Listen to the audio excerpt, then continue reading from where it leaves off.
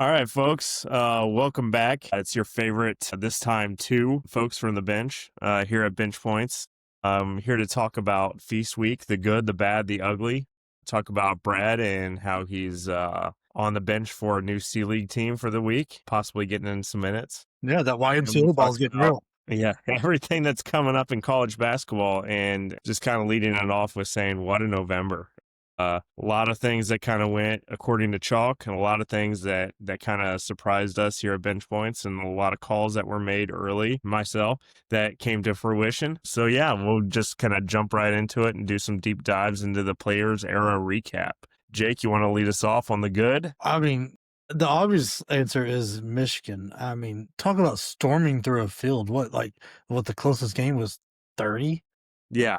That's ridiculous because, I mean, everybody talked about nonstop how loaded this field was, loaded, good teams everywhere you look, blah, blah, blah, like Rutgers and Notre Dame here. Nobody cares about them because the rest of the field was stacked, and they just massacred everybody. I mean, it was not even this is against MTSU, but I mean, San Diego State, a team that we all thought that defense is legit, it's going to keep them in games, and that put up 90 on them like that. That is crazy. I mean, put 100 on. That was their lowest scoring game by almost 10 points, put 94 up. Then put 100, hung 100 on Auburn, hung another 100 on Gonzaga, who made.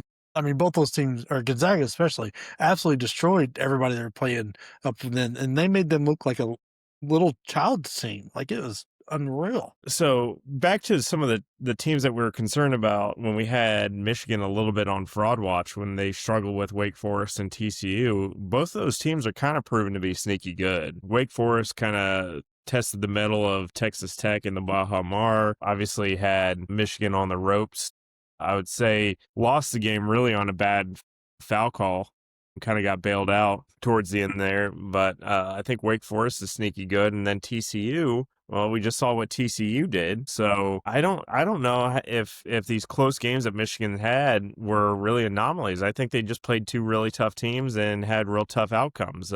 I mean, they obviously won the games. Good teams do that. But to do what they did and the players was just absolutely remarkable, especially to Gonzaga. I mean, like Auburn, San Diego State, take it with a grain of salt. But Gonzaga, they were playing grown men basketball for roughly 3 weeks and then came into the players, and everybody was talking about this being the highest rated KenPom game ever. They got absolutely leashed up and dog walked, just 100%.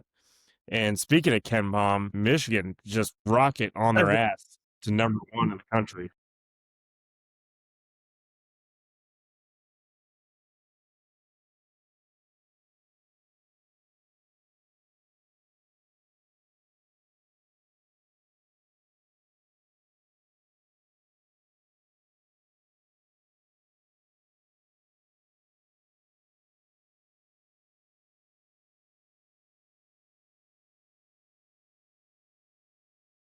That is nasty. That is mean. That you should be able to do that because do we like that means you're so deep. I mean, you had 17 off the bench in Gonzaga with McKinney. They're so deep, and a guy who I thought would have a bigger impact this year, who's not having an impact at all, Cheddar. And I mean, he hits his couple threes and sits down. Like it's Yeah.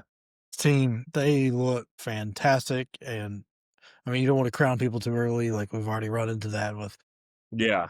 different squads and whatnot, but this was talk about putting a stamp on for a 1 seed. There's not too many teams they're going to go against for a 1 seed that are going to have a better resume at this point. Yeah, I'm going to be curious to see what the net says tomorrow.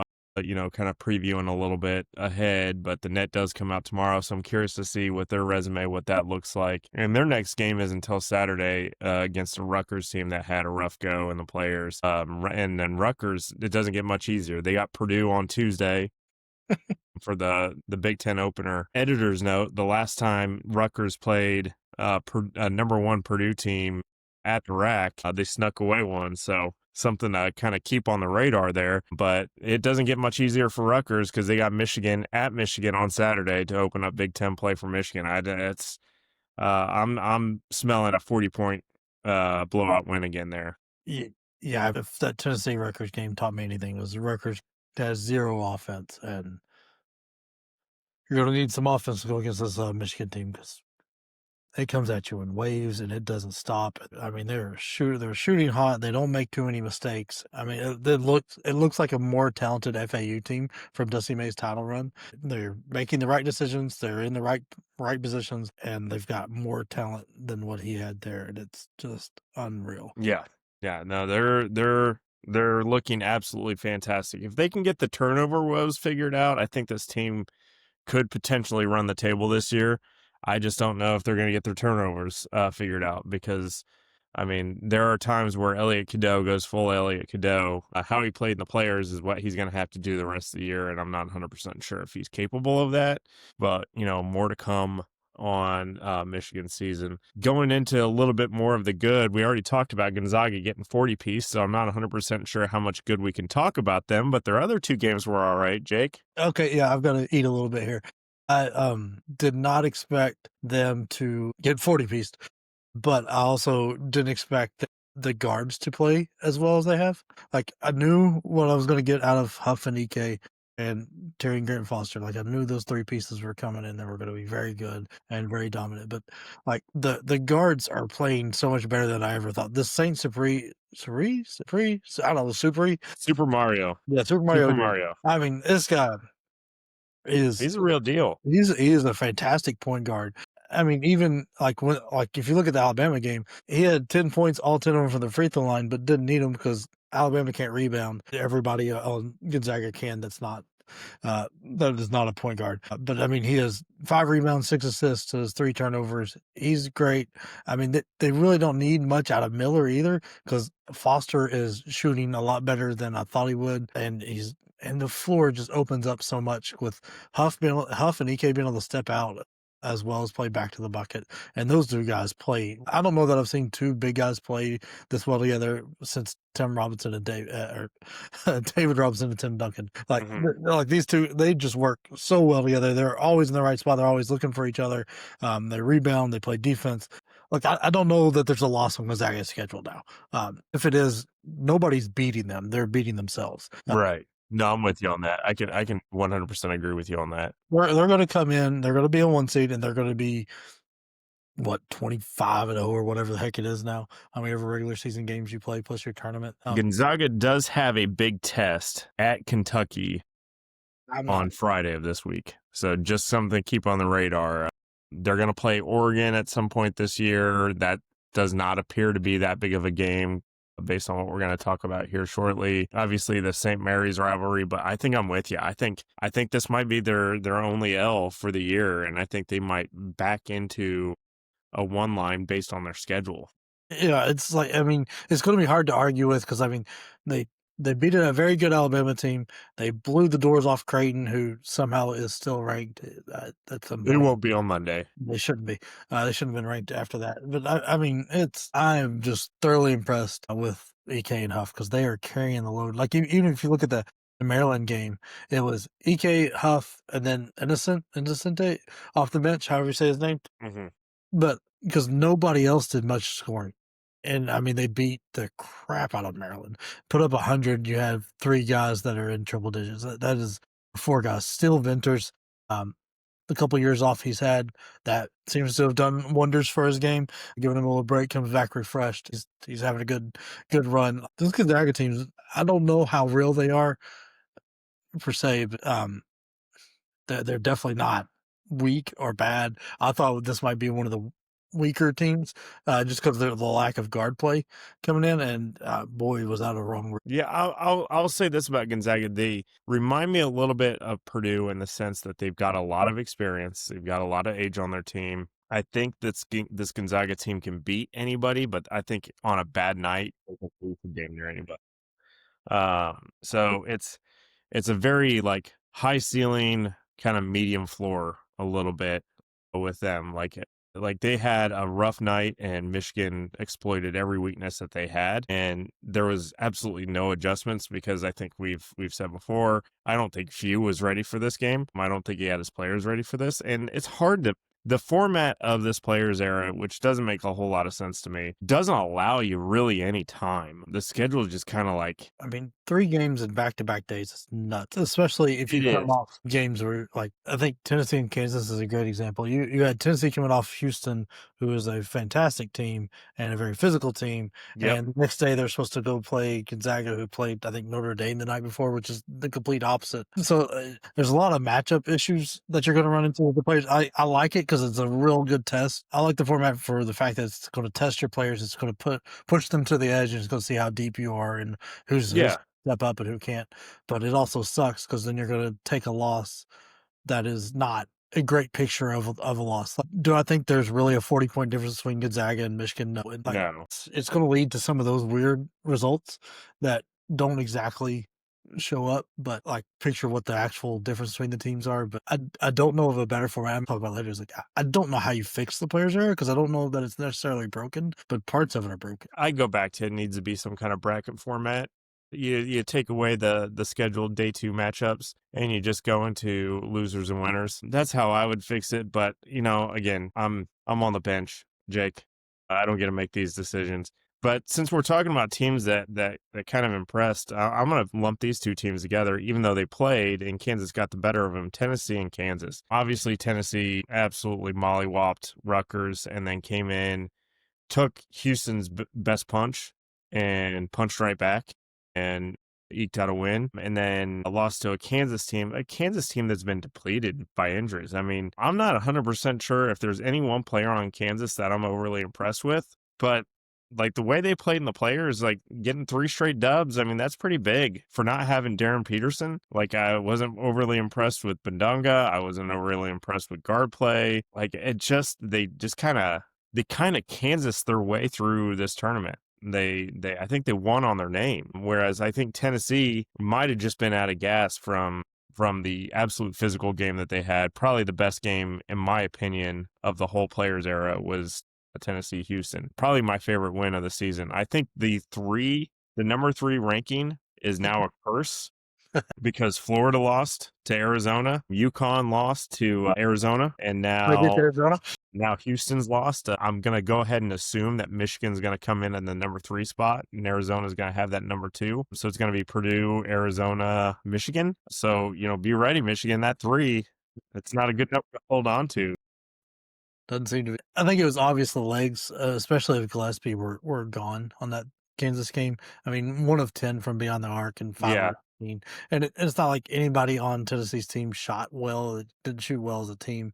I mean, Amit was 5 of 15. He had his best game, but like nobody else really came through. I mean, Estrella only played 9 minutes, so you wonder how much that affected things. Because I mean, he only had the 2 fouls, and he's got that knee bruise, and Yeah. that's one of those injuries. It's all about pain tolerance, and he might have been at the edge there especially after the Houston game. You never really know. But I mean, Kansas shot the ball well. They shot better from beyond the arc than I thought they would. They hit their free throws, but I still hold true that this Kansas team will be a big flop all year.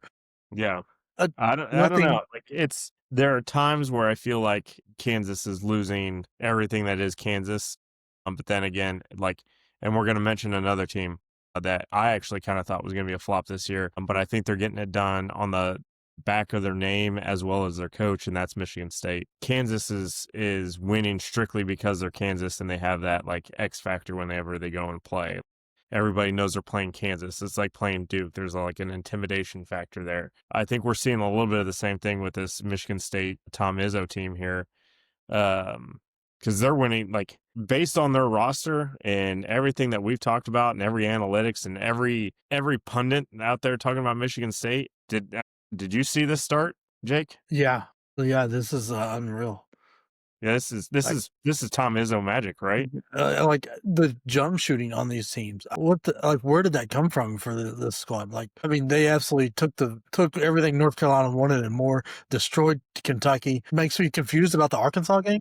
Like, you've plowed through 2 teams that I think might be better than Arkansas, and you struggled with Arkansas. But like, I did not expect the jump shooting to happen at all. The way they're winning is like, it's gritty.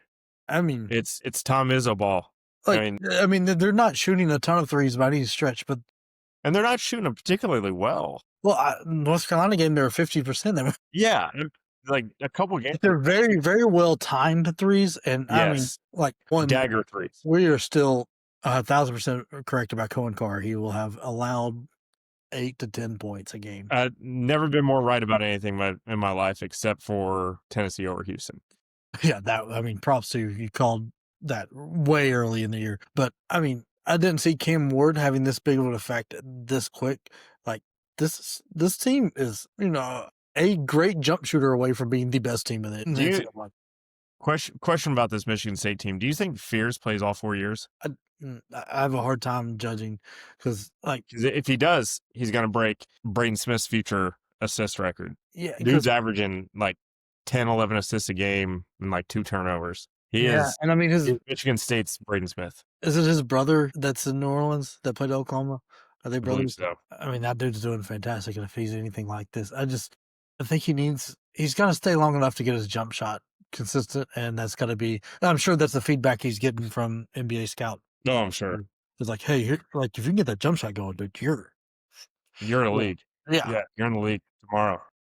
Almost 10 assists a game right now. He's averaging a double-double. And that Izzo system, like, it's not known for producing amazing point guards either. Like, I think he's doing a fantastic job. I doubt he plays all 4 years. But, I mean, he's basically staying until he gets that jump shot fixed and then taking off. Yeah, absolutely. Now we've talked about some of the good. Let's talk about some of the teams that are in trouble right now. I know we got NC State at the top of the list. This is a team that I was pretty high on. I thought they might have been the second best team in North Carolina. It still might be. I'm not entirely sure, but yeah, NC State did not have a good showing in the Maui, which is a pretty weak Maui field this year. Yeah, that Seton Hall loss really caught me off guard, and I mean. They followed up with a win over Boise State, which I don't think that's anything of value, but and then lose to Texas too. Like it lost to Texas in a shootout. Yeah, I don't know. They're not shooting the ball well. They're not particularly rebounding it well, and they're not taking care of the ball. They're doing everything wrong, and I mean Williams is doing fine. He's doing his job, and Van Lubin kind of, sort of, but it's nobody else. That's like they just don't have enough there. I got into a deep conversation at the Pacers game the other night, which, props to the Pacers. Got 2 in a row. Didn't see that coming. I'm pretty sure they're being coached strong because they need to be playing for a top 5 pick right now. So we gotta cut the water off here. But we got into a pretty deep conversation about Darian Williams and just like the what if scenarios. I mean, what if he stayed at Texas Tech? Because this NC State team seems to be stalling out, and I tell you, one hole that Texas Tech could really use as a player is Darian Williams, because they're in trouble too. Look, you're a 2-loss team with your 2 losses being Illinois and Purdue, which aren't anything to scoff at. Your loss to Illinois came at Illinois. That's excusable. Your loss to Purdue was 30-pieced at the Baja Mar Championship. Could blame it on the fact that it was 98% Purdue fans. Could blame it on the fact that you were playing back-to-back. Could blame it on the fact that you just didn't have it. Either way, you got absolutely 30-pieced by a team you just weren't absolutely not ready to play. And then to come out with back-to-back games where you struggled, including today, where you struggled. The New Orleans one looks demoralized. Yeah, did they finish out 30? About 30, okay, cool. You beat a SWAC team by 30. I think that's expected. It took a while to get to that. But Wyoming today, what was going on? Like, that's unacceptable if you're Texas Tech. Like, especially coming off that, getting beat by 30. You need to really throw a stamp out there. And New Orleans isn't that score. Like, Wyoming's not that score, but Leland Walker just took you to the cleaners. That's all Wyoming has. I mean, he shot almost half their shots today, put up 28, and was not killing it from everywhere. He's just how can a defensive team that is Texas Tech not figure a way to stop him? I mean, and then there was no help. I know they're missing their guard that kind of went out a little bit, but this is Toppin got 3 starters that combined for 11 points. Like, where's your team at here? 19 off the bench from Watts, then after that, nothing. Like there's no depth. There's good. They're not shooting the ball well whatsoever. Free throws are not happening. I'm very confused because Yeah, I so had very high expectations of the Texas Tech team, and they're missing the mark everywhere. I tell you, like Texas Tech looked really tough until the Baja Mar, and they had a rough go against Wake Forest, which this Wake Forest team might be good. We're not 100% sure yet, right? But they might be good. But then to go my back-to-back struggle games, JT Toppin is holding his own, right? He's an All-American. He's a National Player of the Year candidate. Anderson is an All-American candidate. He's holding his own. They ain't getting much help from anybody else. And the other concerning thing is when you're playing a Wyoming team that you should absolutely 20 or 30 piece, you tie in the rebound battle. And then you're supposed to have some pretty decent 3-point shooting. And you have your second or a game in 3 games where you shoot below 30% from 3. If you're going to do that and then tie or effectively lose the rebounding battle, even though it was a tie, you lost it because you should out rebound this Wyoming team by 10, maybe 15. Yeah, you're not where you need to be. You went 18 for 30 from the free throw line. 18 for 30, 12 points. You just left 12 points out there. You had the same issue against Purdue. Yeah. Texas Tech's got to get it figured out because for a really, really, really good 2-loss team, this is fire alarms going off. Yeah, it's kind of weird. It's scary now. I mean, I'm sure like the Big 12 is starting to look better and better because Houston is going to have Sinek put it together at some point here, and like that Flemings kid, I want to pat my back on that because I called that coming in. Like that's a solid player. Where like he carried them through Tennessee, had them in the game at the end of that Tennessee game. Without him, that's 10, 15, 20-point win for Tennessee without because Sharp and Uzan don't look good right now. Sinek can't stay on the floor with foul trouble, and JoJo Tugler has never been an offensive guy anyway. No, he's a defensive bulldog. Yeah, and the way the games are being called out there, the players there, this is something I'll cover later. Like, not my favorite, especially with the teams you had. But like Texas Tech, your one good win right now. You're looking at Illinois, and they might be a paper tiger. Like, it beats the crap out of teams that can't hold their own, but then loses to everybody of value. Right. So Illinois got. Yeah. Well, sorry. Illinois beat Texas Tech. So like that's not even a good loss now. Like that's right. So Illinois got one marquee win, and that's Texas Tech. Everybody else that they played a value: Alabama, Egg, UConn. I mean, we can say what we want about a 4-point play that should or should not have been, but you're still down 7 with not a lot of time left. So I'm not 100% sure if you had it in you to make a comeback because you didn't show any of that the entire game. Put Arizona on notice. Your asterisk win over UConn is still an asterisk win because with Terrace Reed, UConn's a completely different team. And guess what? Braylon Mullins is healthy now, so he's back on the court. So cherish that win while you can because it's not going to drop UConn from anybody's radar right now. And Arizona's wins, these key marquee wins, are not looking particularly great right now. UCLA, that's one of our bad teams this week. Florida, that's one of our bad teams this week. Look, these top 15 wins that you're hanging your hat on, I mean, they're not looking particularly great right now. That's where the net's going to get really interesting. Like, yeah, how much of that is credited to them? Because I mean, the box score for this Illinois UConn game is wild to me. You have 3 points from Andrej Stojakovic, 3 points from Wagler, 8 from Mirkovic. Boswell did his thing, and Tomislav Izovic did okay. Nobody else of value. Then UConn, you had 12 from Caravan and 15 from Solo Ball, 14 from Malachi Smith, and then everybody else under 10. Like Terrace Reed had 2 points. He only shot 3 times.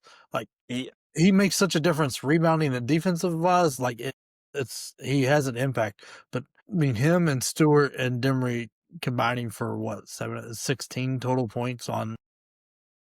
Well, I'll tell you this: Illinois cannot shoot 32%. From the floor. They also cannot shoot 21% from 3. We talked about that. If Illinois has a cold night, what did we say? They ain't beating anybody. Yeah. I almost distinctly recall you, Brad, and I discussing that. On a cold night, they ain't beating anybody. I gotta tell you, right now, they wouldn't beat Texas Tech shooting those percentages. Oh, I mean, they got out rebounded fairly heavily. Like it's maybe they're producing a lot of great, big, tall, white offensive players out there in the Eastern European, but they're nobody's physical and rebounding because they get out rebounded almost every time they go out against good teams. And I mean, Bama, who beat them playing their game, like they got to play the style they wanted to play because it's the same style that Bama wanted to play. Like they out rebounded Bama by 2, but we've seen Alabama just get trashed on the boards by everybody. They're not a strong rebounding team, No, they're and that's not. not something to brag about. This is Illinois. There's a lot of question marks popping up, and I mean they're about to run through a stretch that could be very eye opening because you just lost the UConn. You got Tennessee next. I think that one's in Nashville. It's a neutral site, but ish. Well, I feel like it's fairly even. Illinois to Nashville. Then at Ohio State, Nebraska, and Missouri. This could be a stretch where we see a couple more losses on that Yeah. schedule. It's going to be rough because I mean the Big Ten doesn't get too much easier after that. Yeah, the Big Ten is an absolute gauntlet for them this year. Like, I think they're at Michigan State, and correct me if I'm wrong, I think they're at Purdue. This should be. I'm looking up their schedule now, but it is not getting much easier for this Illinois team. They're at Tennessee Saturday. They're at Ohio State the following Tuesday. And then they got some cupcakes in there. But then, yes, they are at Purdue on the 24th of January. They are at Michigan State, and then they have Michigan at home. So, but just clarify that. two monster road games against let's be honest, top 10 teams, because Michigan State's going to be a top 10 team on Monday. Yeah, the Tennessee game is in Bridgestone. Like this is technically the home team. But yeah, like this is I don't know. They're very questionable territory for Illinois. Yeah. So another team we got to talk about is Florida losing to TCU, which again, let's go ahead and preface the fact that this TCU team might be okay. They've got a loss against Michigan, which was a very, very, very close game all the way throughout. And then they had that shocking loss to New Orleans, which was their opening game. So, put whatever emphasis you want on that performance against New Orleans. Ever since then, they've been all right. But the fact that they came out and beat this Florida team, and I'm going to tell you right now, some of these stats that I'm going to share with you are very concerning for this Florida team because you shot 28% from threes and your rebounding battle was pretty close. Your turnovers.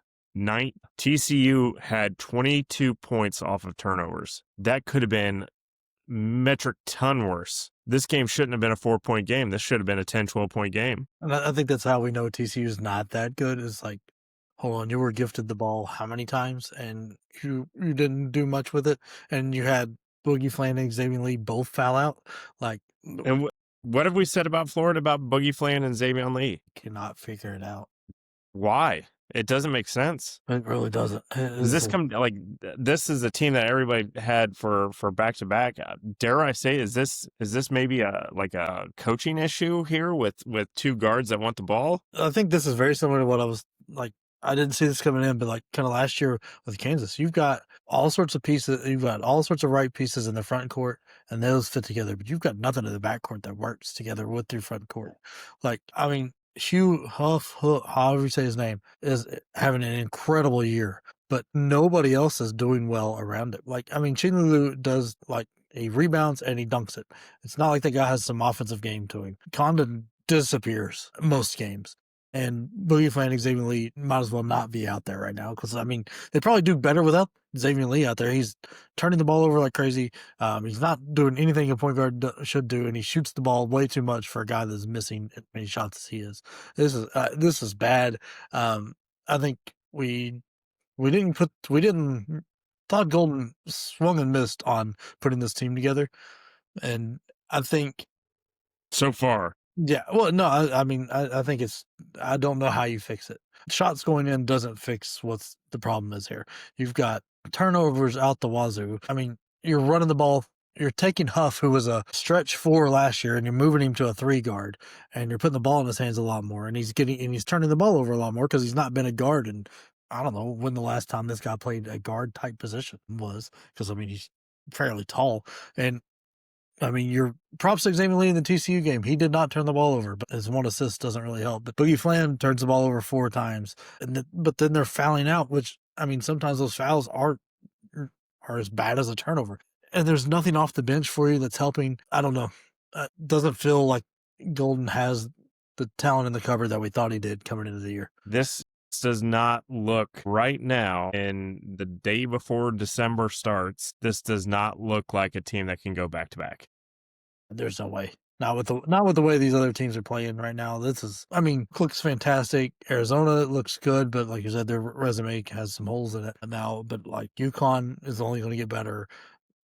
Like Houston looks good. Michigan looks fantastic. Doesn't seem like this team is really even a second weekend team the way to play. Right now, no, they do not look like a second weekend team. And speaking of not even looking like a second weekend team, let's talk about a team that doesn't look like they're going to sniff the tournament. And this is somebody where a lot of pundits were like pretty high on. This Oregon team, we were sounding alarms when they had a 1-point win over Hawaii on a game winner. We were sounding alarms when they had a 4-point win over Rice. We were sounding alarms when they looked mediocre against San Diego State, or no, not the San Diego State, but South Dakota State, and then Oregon State. And then lo and behold, Auburn team that I'm not entirely sold on beats them by double digits. San Diego State that got absolutely mollywopped by Michigan gets them by nearly 20. And then a Creighton team that I'm not entirely sold on, which might be the third bid in the Big East, more to come on that, beats them by a healthy margin as well. This is 3 straight losses in the players. This is,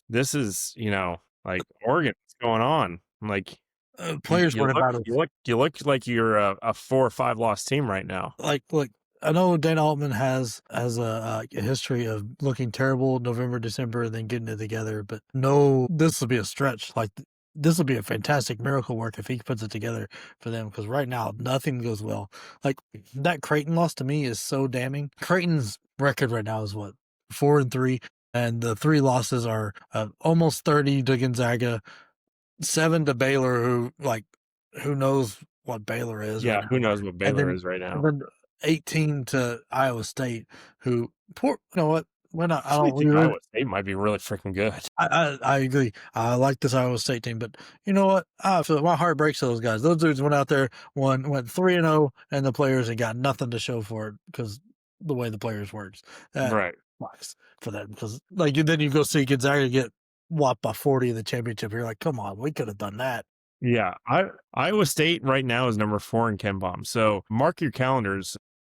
Couple big matchups coming up this Saturday, which we'll get to the more recent matchups. But Purdue, Iowa State on Saturday, that'll feed families. Indiana versus Louisville, that's going to feed families. Some fantastic games coming up. But mark your calendar on that one. Iowa State and Purdue.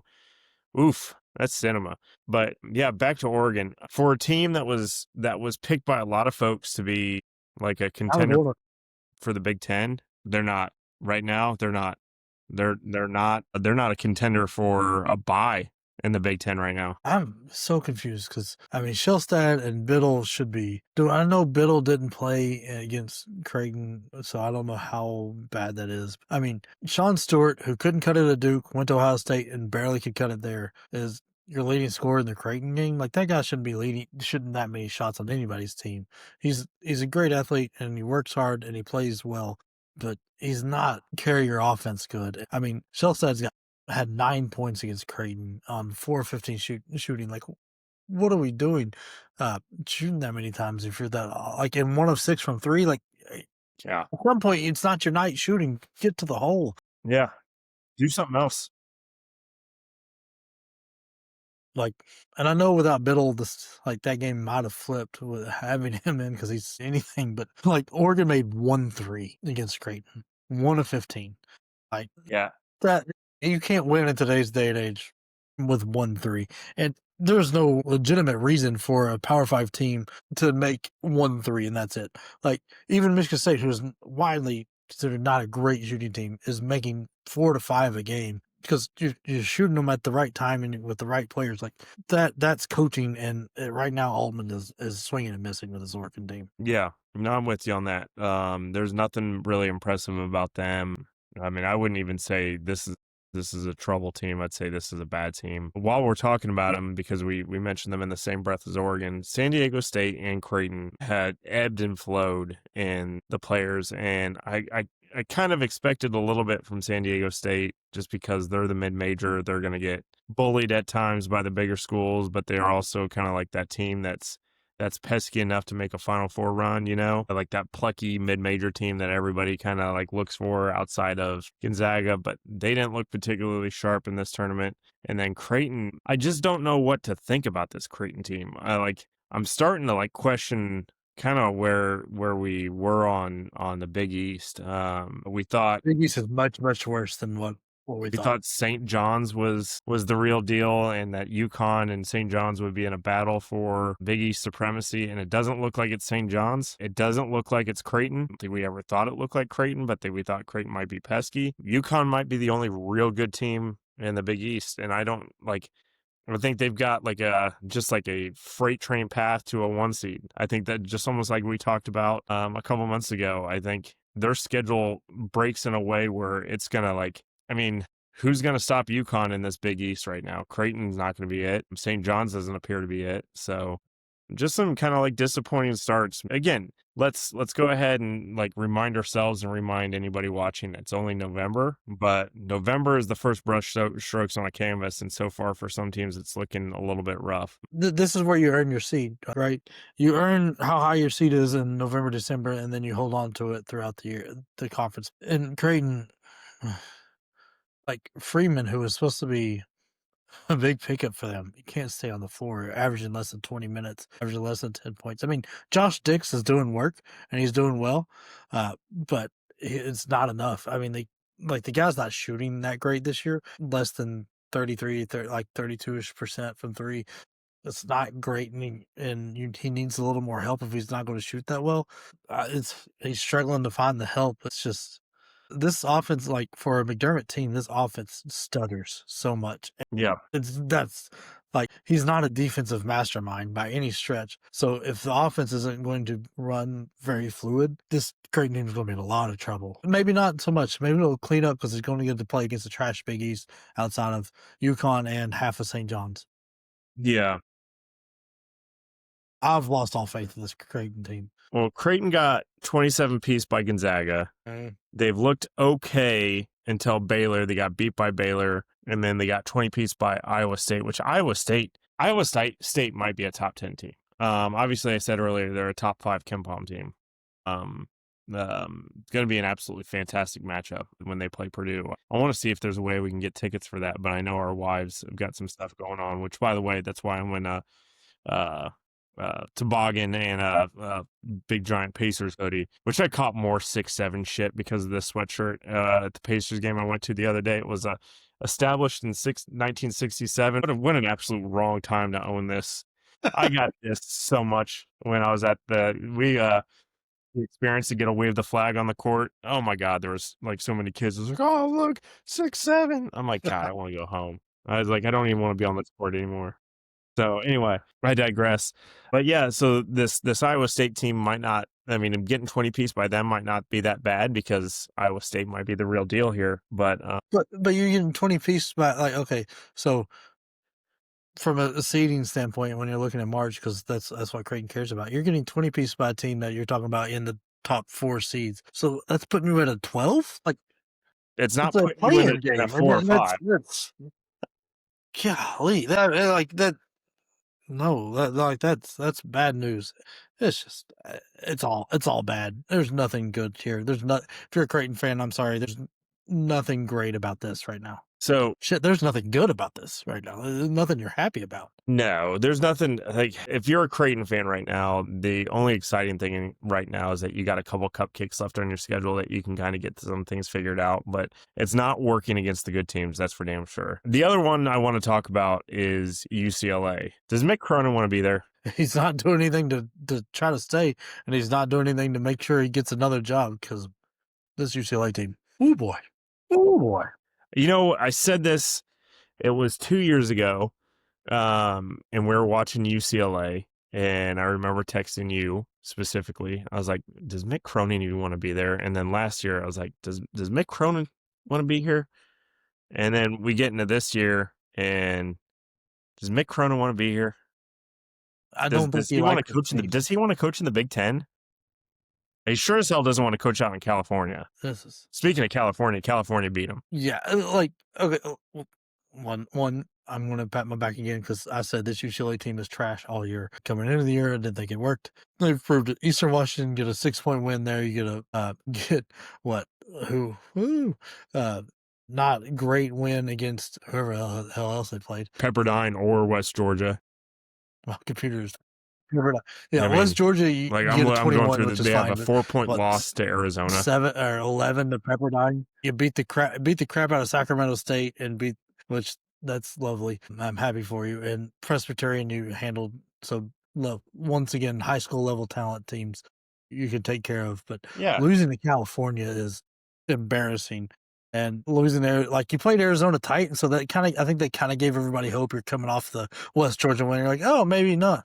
But this team, I'm going back to Arizona wins right now. Like I know everybody wants to say that they've got the best resume. UCLA is not a big resume builder right now, and I'll tell you, Florida doesn't look like a big resume builder right now. And UConn, that's a big win, but put an asterisk on it because Braylon Mullins sure as hell wasn't playing. Neither was Terrace Reed, and they got those guys, and they look what they did to Illinois. And look, I'm going to say this right now. Illinois is a better team than UCLA, and Illinois is a better team than Arizona. Yep. I wouldn't go that far. I'm going to. I think I don't believe in Illinois. Looking at like this, and this is honest, God, this is how I feel a little bit about Purdue. We're gonna see on Saturday.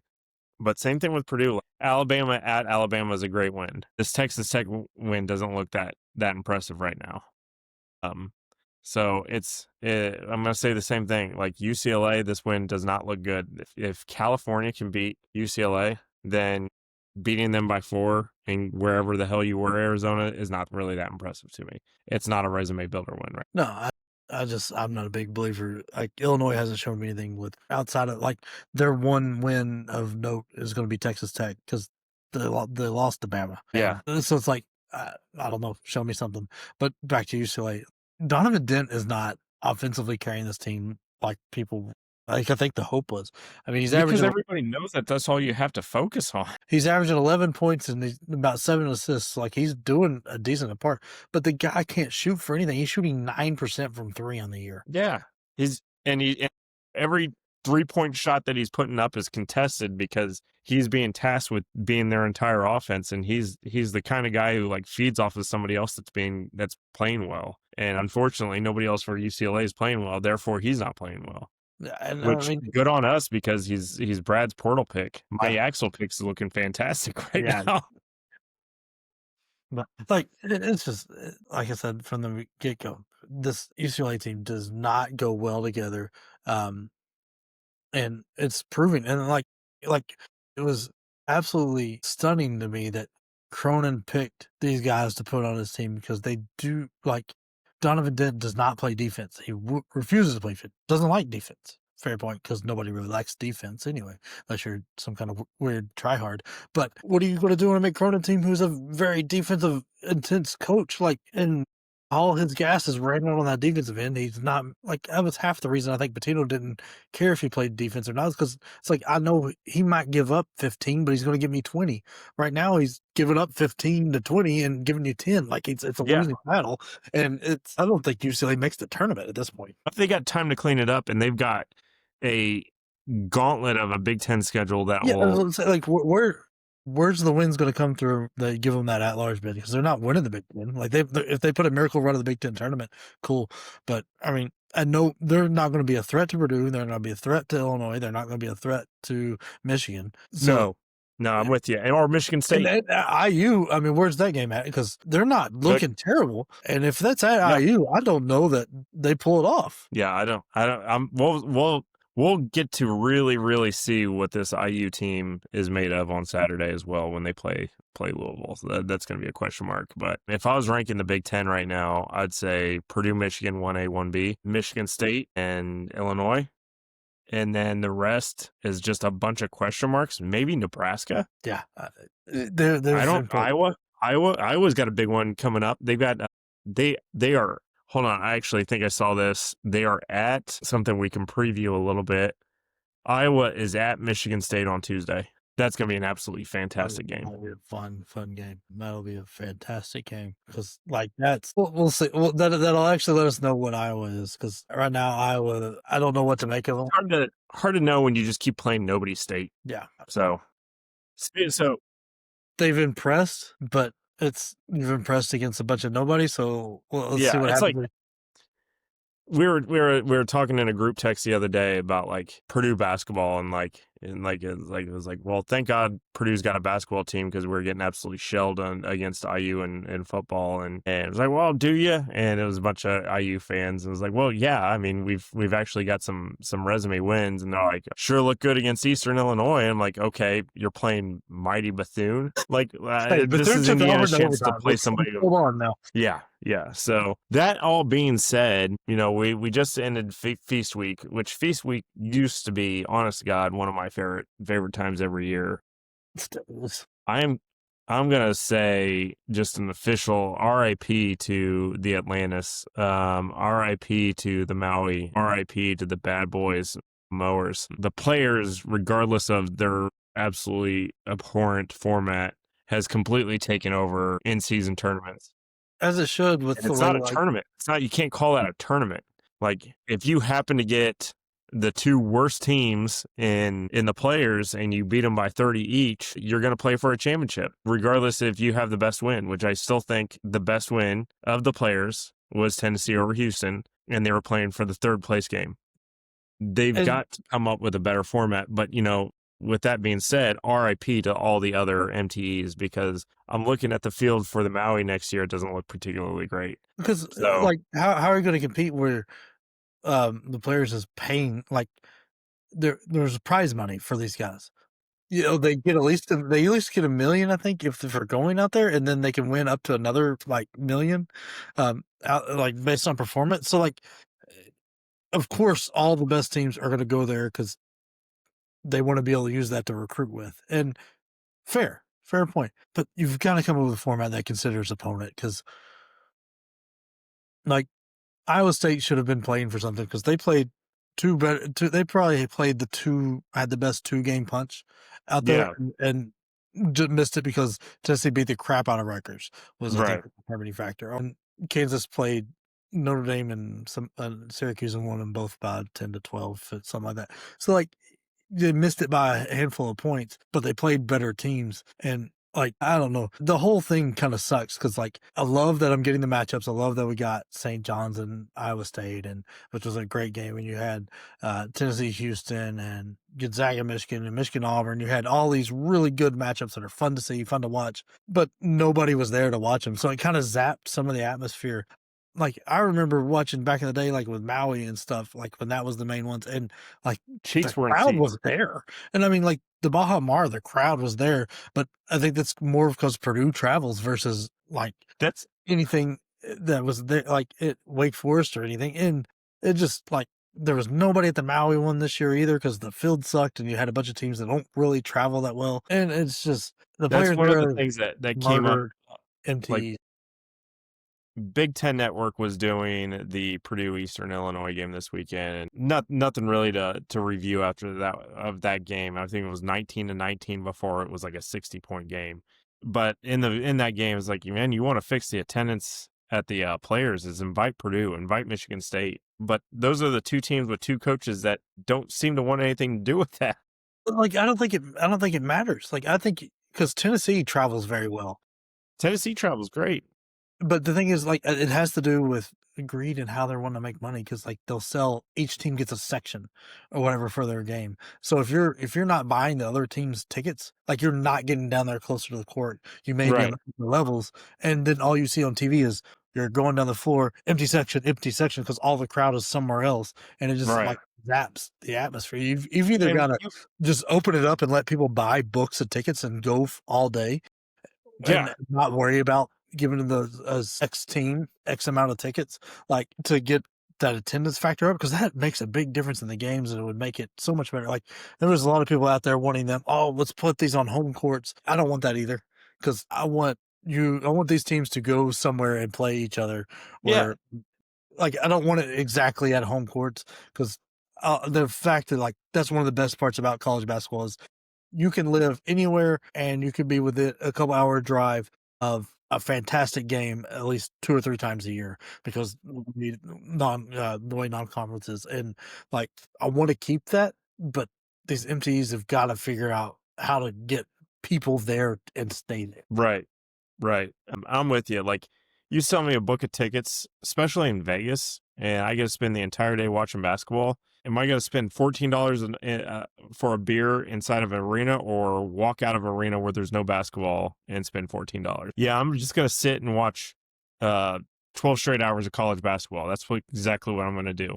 And I'll drink 2 or 3 beers per game, and I'll have just the same exact Vegas experience that I want to have without college basketball. I mean, it's just like, you're like, I'm going to day drink in Vegas. I'm not going to gamble outside of maybe some sports betting. So why not just book me an entire day in a gym watching a couple of my favorite teams and then a whole bunch of teams that I want to see lose? It would be a dream come true for me. Yeah, like when we went to the one in Connecticut, there was no way I was going to miss a game. I was going to buy all the games, and I was going to sit there and I was going to watch them all. Like, because I mean that was a small field; it was 4 teams, so it was 2 games a day. But like, it wouldn't matter. Like, I've done that with the NCAA tournament, where like when I buy the whole book and watch 8 games a day. Like, I loved that, and you just got to get more college basketball sickos out there traveling and watching these games, and not price them out of the gym because you want to sell it through the school that some booster or some alumni buys and then sells them all on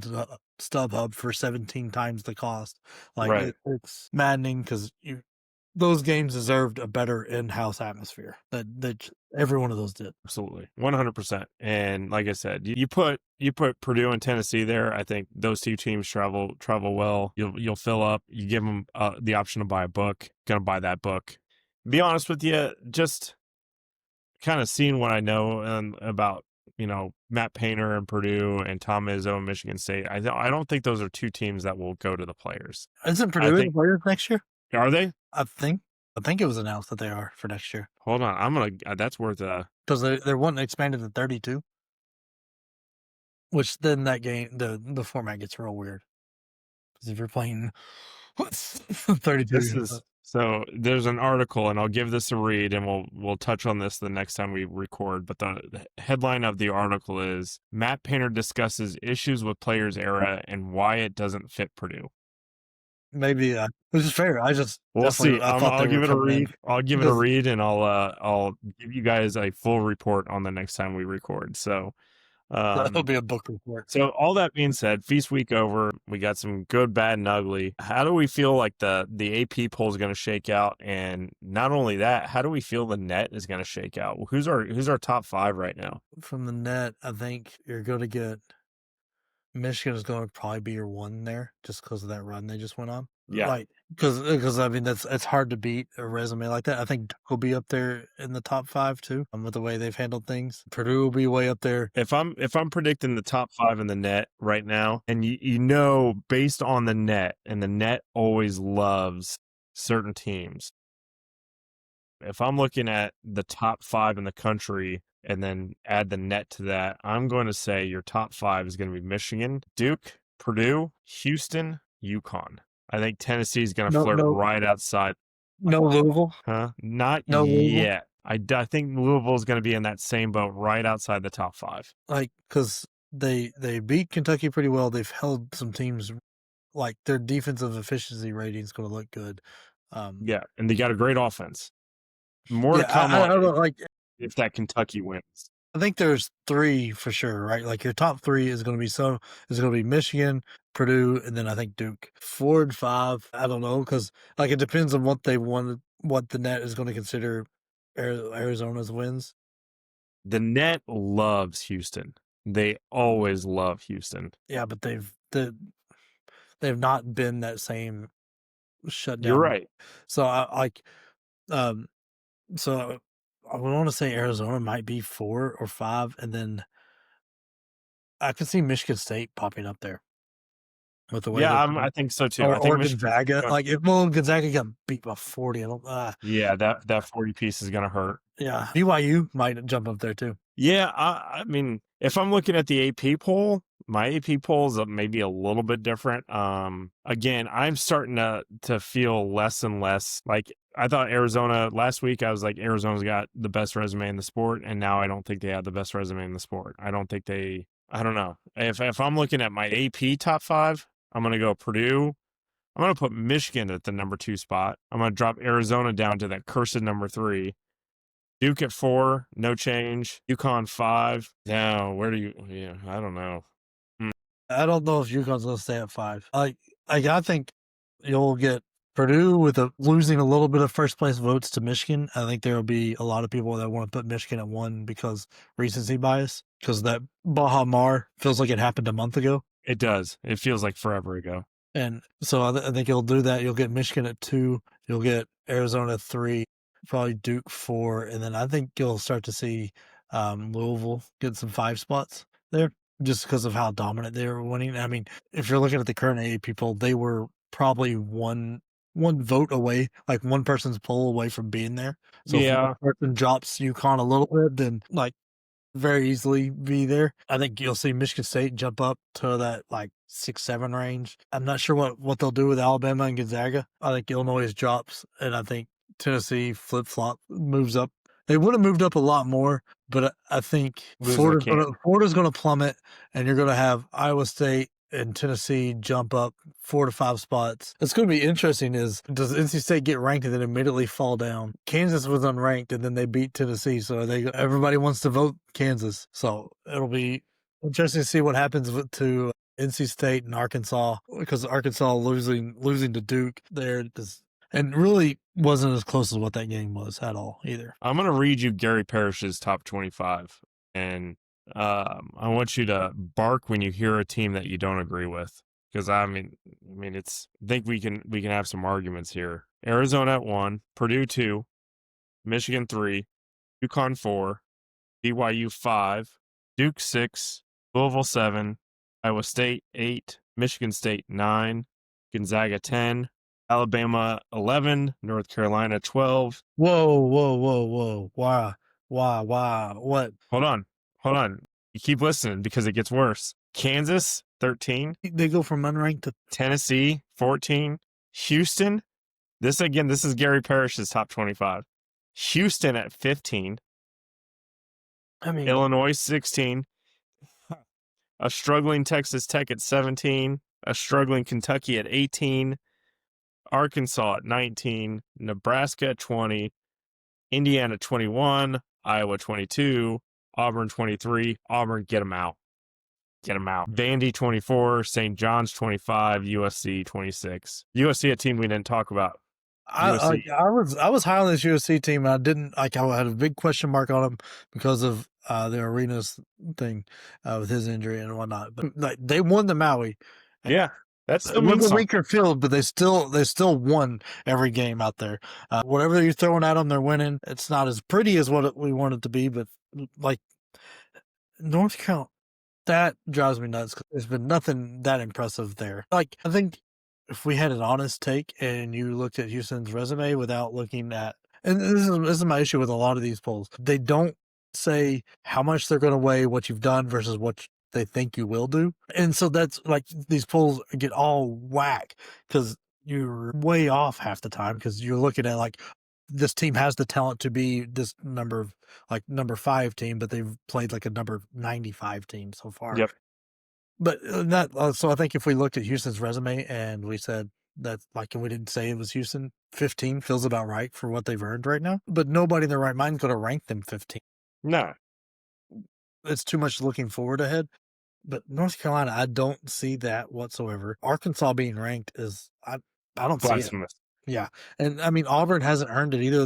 They've yo-yoed way too much. It's almost like they got a brand new coach. Yeah, that's not a great one. It has a bunch of pieces that don't work too well together.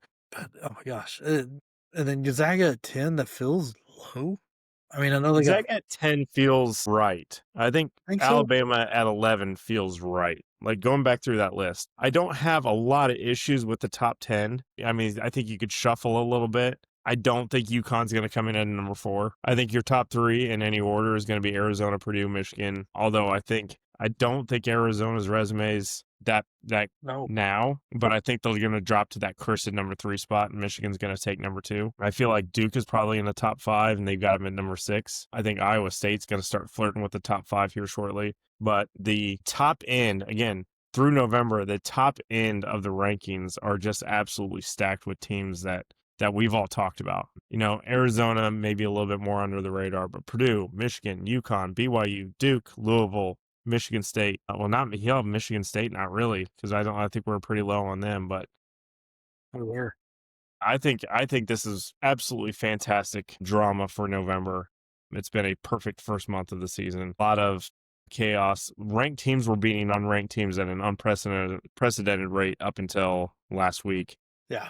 A lot of chalk, a lot of results that everybody expected, a lot of results that I don't think anybody saw coming, but it's what I love about college basketball. And like now we're getting into December, we're starting to flirt with conference play. So some of these, really high end non-con games are going to start waning off right around Christmas time, and then we're right in the thick of playing 2 months of just absolute gridiron basketball where you're competing to hold on to whatever seed that you earned in November and December. I'm here for it. This is my favorite time of year.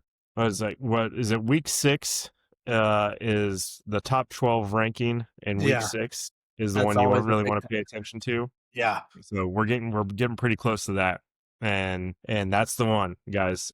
Every year, if your team is in the top 12 in week 6, then chances are you have a national title team. Which is, I mean, it seems to be such a weird, like, why week 6? Yeah. Like, it makes no sense. I know it's a thing and it's been proven, and that's great, but like, I don't understand why it's week 6. I would love to hear why that is, why it's the week 6 one, because I can't find any logic to why week 6 matters more than week 5 or week 7. So yeah, it doesn't make a lot of sense. Anyway, previewing our first week of December, a couple games that we should talk about. Duke, Florida, with Duke being a 9.5 point favorite here. Jake, how you feeling? How you feeling about your Blue Devils here? Like, I think 9.5 is generous. That, like, one Boozer proved in the Arkansas game, he didn't score for the first 10 minutes and then went for 35. And God only knows why at the end of the game, Shire was like, we don't need to let Boozer touch it every time down, which that made no sense because Arkansas could do nothing. I mean, I know the strength of Florida's team is their front line, but when the way like it's going to be able to stretch them out, and Duke is just as big with Nagomba and Boozer, and then like if Foster keeps playing the way he is, if Dame Sarr keeps improving, and there is no answer on Florida for Isaiah Evans. I'm predicting a big Isaiah Evans game because if they're going to have Huff chase him around for size, it doesn't make any sense because he can't keep up. And Boogie Fland and Xavier Lee aren't big enough to get in his way. I think he's going to have a big game. And those two guys are struggling anyway. The way Duke is playing defense, Shire's a great defensive coach. I don't see Florida really being able to hang in this game whatsoever. And I think like 9.5 is just because Duke hasn't really blown the doors off a lot of people yet. They've beat the bad teams really bad, but like even if you go back to Texas and Arkansas, they've let those teams hang around a little bit. But those teams were making some big time threes, and that's not what Florida is right now. So I think this one is very heavy Duke game. Yeah, no, I'm with you. I 100% agree. I don't think Florida has an answer for this Duke team. I think this Duke team is going to solidify their mission for a 1 seed, and I don't think they're going to get a lot of competition in the ACC outside of obviously UNC, which has looked pretty solid, and then potentially Wake Forest. Yeah, but moving on because I don't have much of an argument there. Tennessee, a 5.5 point favorite against Syracuse. I think this is generous. I don't know. I don't think this Syracuse team doesn't have much of an offense or an offensive plan. And the Tennessee team has a great defense coupled with an offense that can be explosives. What worries me is, one, this is in the whatever the Carrier Dome is now. And then 2 is what Syracuse did well in the players era, what they showed up, and I think they impressed, even though did they win a game or did they go on 3? You know what? I'm not sure. But either way, they impressed me because they caused games to be turned into chaos. And I think if they get this game going for a couple stretches of chaos, Tennessee is going to struggle to put them away. And they don't, and Syracuse doesn't quit. They, between Anthony and Freeman and those guys can absolutely put the ball in the bucket, and they got some big guys that handle the ball well. I think Tennessee, it'll feel better than whatever the end of it is. I think Tennessee handles their business and is in control of the game, but I think this is one that could end up at 5 or 4, kind of like the Houston game where Fleming hits that late three and it cuts it, like, keeps the score down low. I think you could see something like that because there's a couple of stretches of chaos where, golly, I cannot think of his name, the guard on Syracuse that seems to be lightning quick and plays out of control, but he's good for like a couple steals and like 6 fast break points all by himself when it shouldn't be a fast break.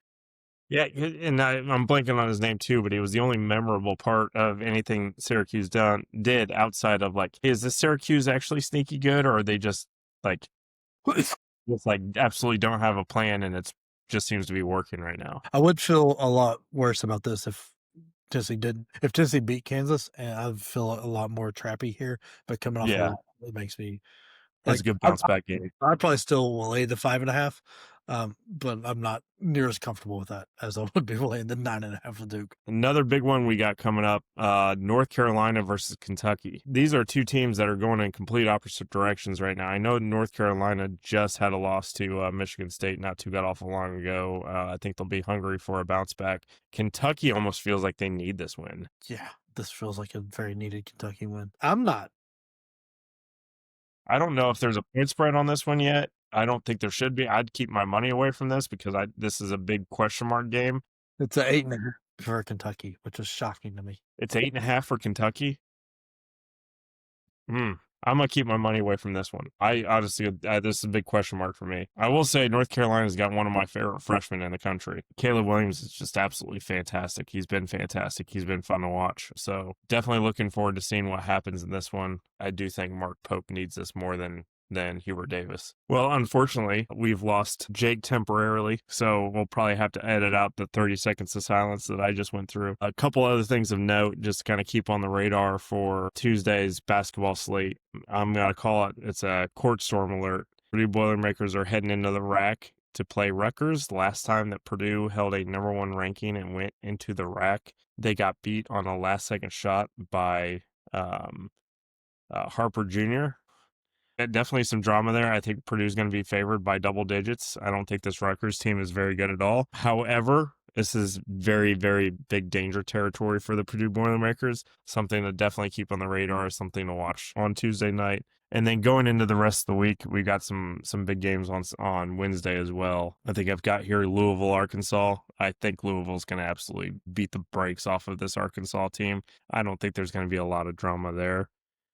And then NC State versus Auburn, I'm going to call this one the insignificant bowl right now. I think both these teams have potential to be fantastic mid-year, but right now I'm not particularly sold on either team, but that gets us into Wednesday. So yeah, some big games coming up. And then obviously, keep on the radar that Saturday's got some absolutely monster games with Louisville and IU and Purdue and Iowa State. Going to be some absolutely fantastic games. You got Michigan State versus Iowa as well on Tuesday. So some fantastic games, some stuff to keep on the radar. I'm going to go ahead and just start our bench behavior, even though I'm by myself. I'm going to talk about Lane Kiffin. Lane Kiffin can go kick rocks with no shoes on, baby. I mean, everybody in the whole country seems to hate this dude right now. And he was like, team, take my ball and go home, threatening to take half the offensive coaching staff with him if they wouldn't let him coach out through the playoffs. And they're like, look, y'all leaving, man. You just get the hell out of here. But this goes to show some of the things that we've talked about. These coaches that bitch about the transfer portal, bitch about players leaving, about how difficult it is to coach in this environment. They're leaving mid-contract. They're leaving, at the end of a regular season, not getting through the playoffs. This is a joke. This is, and LSU keeps doing these moves. They lost Ogden, but Ogden did the same move. They lost Kelly, but Kelly did the same move. And now they got Lane Kiffin. Lane Kiffin's going to wind up doing the same move. Lane Kiffin got into a reporter's face and said, so you want to call me a hoe? Well, guess what, dude? Use a hoe. You can't turn a hoe into a housewife. And guess what, LSU? You got yourself a hoe trying to be a housewife. And, unlike a little reporter, wouldn't back down from Lane Kiffin and just be like, look, dude, you know what you are. You 100% know what you are. You're following the money, and I guess what? Get that bag, buddy. Nobody blaming you whatsoever. But don't expect the country to love you right now. LSU right now, they're the villain of the coaching world. They've done this 3 times now. Ogden was actually lovable. Ogden said, "Just like you're gonna what? You're gonna pay me what to stay home? Okay, I'm gonna take that. I'll be fine with it." And everybody loved Ogden for it. But Brian Kelly, yeah, go kick rocks. Lane Kiffin, yeah, go kick rocks. So, but that's it. Look, the coach is looking at me right now because, it's just me on the bench and somebody's got to go in and play. We're up 35 points. There's approximately 45 seconds left on the clock. So yeah, we got to go do our job. Anyway, for the rest of y'all, see you at the next blowout. Take care.